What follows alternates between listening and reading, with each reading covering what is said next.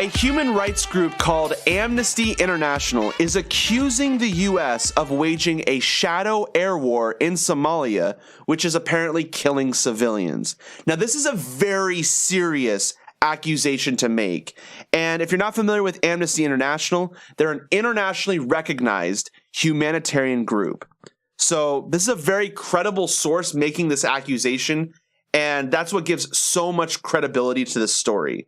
So this is from Common Dreams. The headline reads, U.S. killing civilians with, quote, impunity in hidden war on Somalia. Here's the report on it. The attacks appear to have violated international humanitarian law. A human rights group is accusing the United States of waging a shadow air war in Somalia that is killing civilians with abandon. Now, if you don't know what with abandon means, it simply means that we are killing civilians and then we're just leaving them to die. If we injured them, we just leave them to die. We don't send any ground troops in for aid. We don't send, we know we're killing civilians. We know people are being killed that should not be being killed. We shouldn't even be waging a war in Somalia. I don't know why we're in Somalia. Makes no sense to me at all. But we're killing random civilians in Somalia, and then we're just leaving. No support whatsoever. That's what it means when it says with abandon. Amnesty International issued its findings on the African War Tuesday evening in a report titled The Hidden U.S. War in Somalia. The U.S. has been covertly engaging in conflicts in Somalia for decades, but in April 2017, the Donald Trump administration upped airstrikes and attacks targeted at the rebel group Al-Shabaab. The human rights advocacy group studied 5 or more than 100 strikes on Somalia over the past 2 years and found that 14 civilians were killed in the attacks. 8 others were injured, the report says. These 5 incidents were carried out with Reaper drones and manned aircraft in Lower Shabelle.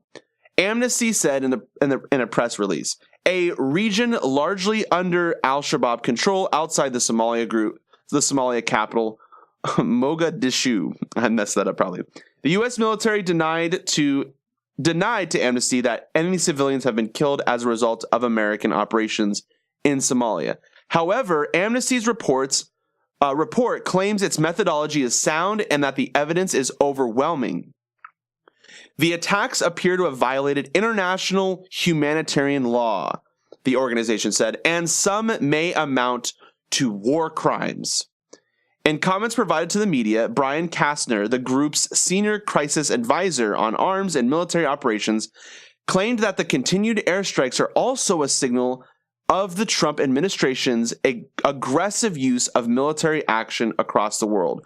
Quote, the civilian death toll we've uncovered in just a handful of strikes suggests the shroud of secrecy surrounding the U.S. role in Somalia's war is actually a smokescreen for impunity. That is a huge accusation to make, guys. These guys came out with an actual thorough report, and they analyzed various airstrikes and counted these people who had died.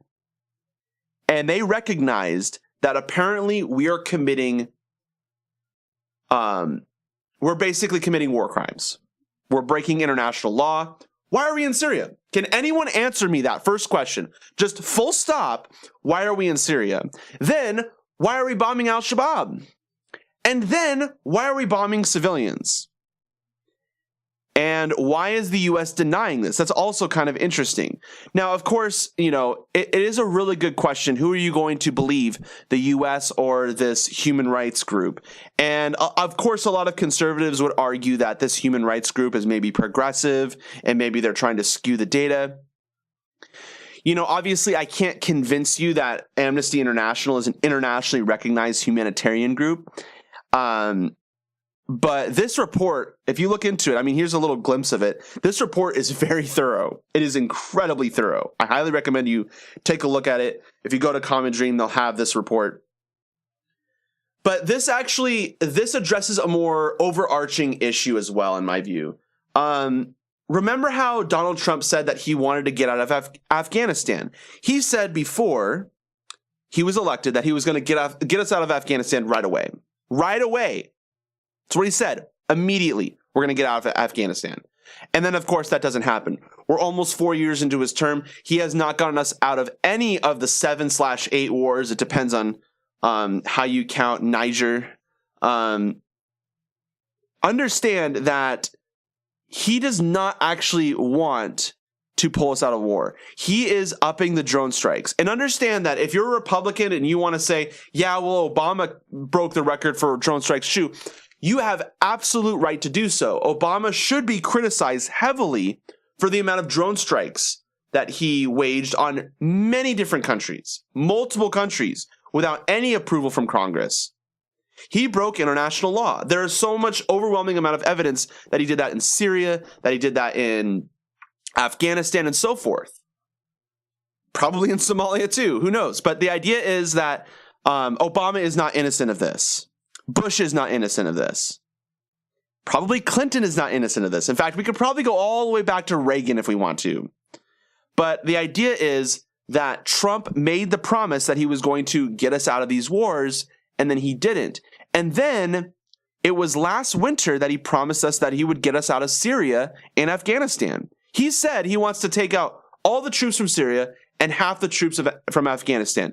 And then he completely flipped on that issue and said, never mind, we have to get some things done first. Of course, he doesn't want to tell us what those things are, but we understand why he's doing this. He's doing this because the military-industrial complex is paying for a large portion of his donations.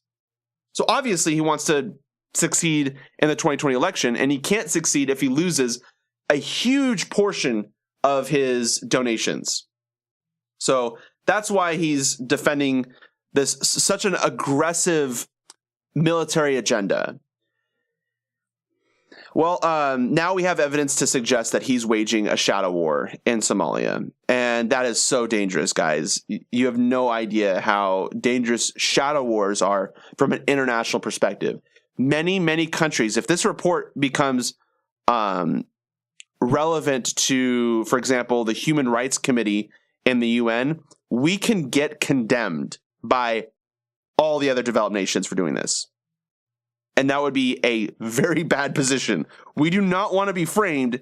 I mean, we're already framed as a human rights violator in the UN. We were kicked out of the Human Rights Committee. We were literally kicked out of the committee. We have no place to be able. No, we weren't kicked out. Sorry.